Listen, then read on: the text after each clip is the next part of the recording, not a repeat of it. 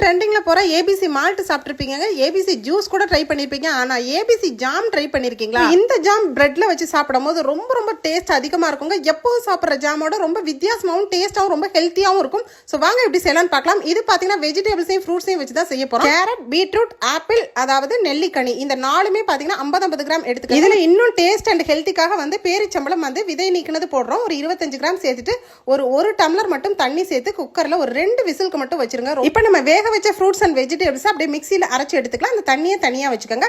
ரொம்ப சூப்பரான ABC jam வந்து தயார் பண்ணிடலாம். ஒரு பேன் வச்சுட்டு இதில் வந்து 100 கிராம் அளவுக்கு சுத்தமான நாட்டு சக்கரை சேர்த்துக்கோங்க. இப்போ நம்ம வேக வச்ச தண்ணியை வந்து இதில் ஆட் பண்ணிக்கோங்க. தண்ணியும் சக்கரையும் வந்து கரைஞ்சதுக்கப்புறம் அரைச்ச விழுது இதோட ஆட் பண்ணி நல்லா வந்து கிளறி விட்டுக்கிட்டு இப்போ கடைசியாக 2 ஸ்பூன் நெய் சேர்த்துட்டு மறுபடியும் வந்து கிளறி விட்டுருங்க. ஸ்டவ் ஆஃப் பண்ணிட்டு பிரெட்ல வச்சு சாப்பிட்டா வேற லெவல் ஜாமுங்க. இந்த ஜாமை வந்து 1 வீக் வரைக்கும் நீங்கள் ஃப்ரிட்ஜில் எடுத்து பிரெட்ல வச்சு சாப்பிடலாங்க. ஸோ இந்த வீடியோ பிடிச்சிருந்தா லைக் பண்ணி ஷேர் பண்ணுங்க. தேங்க்யூ.